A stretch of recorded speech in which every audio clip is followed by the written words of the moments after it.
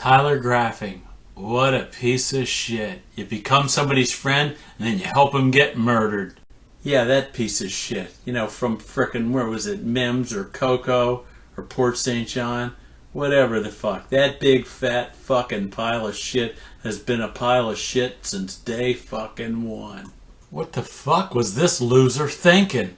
I mean, he had friends, he was popular, he had money, but he wanted fucking more. And that loser would do anything to get it. Just how far would this fucking punk go? He'd go all the way. Even so much as to rip off a good friend of drugs and money. That friend would be Matthew Nicol. But they weren't really targeting Matthew. They were targeting his roommate. His roommate had a lot of cash on hand and was known for selling large amounts of cocaine. Anyway, Tyler ended up going over to the house and drawing a map of a layout of the house. So these other 5 shit stains of Brevard right here could go rob him. They dressed up as law enforcement officers, went in with tactical gear. In the end, Mako, Matthew's dog, was killed and Matthew was murdered. So how did he turn out to be such a big fucking shit stain? Let's take a look at his life, how he grew up. This is his first picture from his first Facebook account that's still up and running. So many people give him shit on that account, he had to create another one. But that one didn't go so hot either. It's kind of funny somebody hacked his account and fucking putting all sorts of bad shit like him craving black dick to this one where people are, he said he wants to come out, he's calling people out and he wants to fight. Well, it was like a slew of people saying, fuck off, fat ass, we'll kick your fucking ass, bitch. Shut the fuck up. Then I saw these pictures of him as a wannabe rapper, flashing the cash, got tattoos. I'm surprised he didn't have some fucking gold teeth displayed. Some other shit. Where the fuck were his parents to reel this little shit bag in? Well, they didn't do anything, and he seemed to have calmed down later in his other page. On Tyler's Facebook page, let's take a look at it here. He's skiing with some friends or family, not sure which, but it kind of tells you who you are. You put it out there. This shows he's an outdoor kind of guy, fishing, four-wheeling, welding. Looks like a fun guy to be around. But shit changed pretty quick. So here's his last post, March 6, 2020.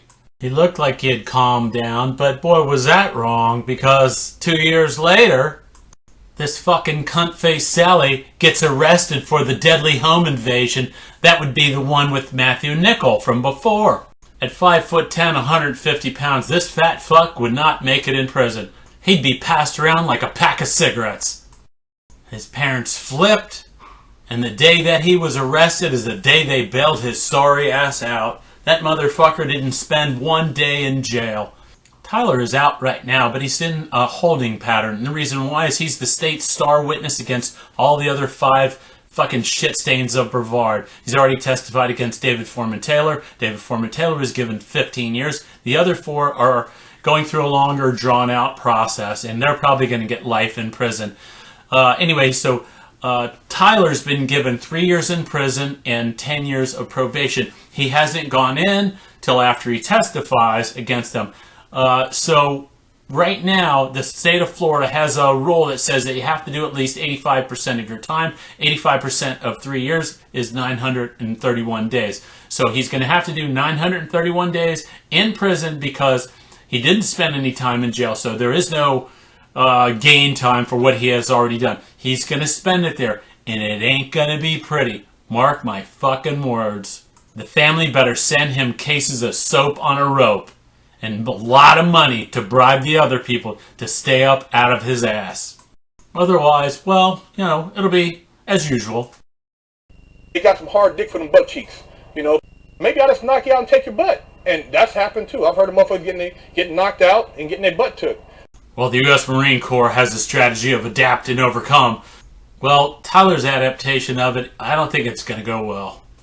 Nobody knows how big this big girl's asshole is going to get stretched. And one can only imagine the sounds that she will make when she bends over into the wind.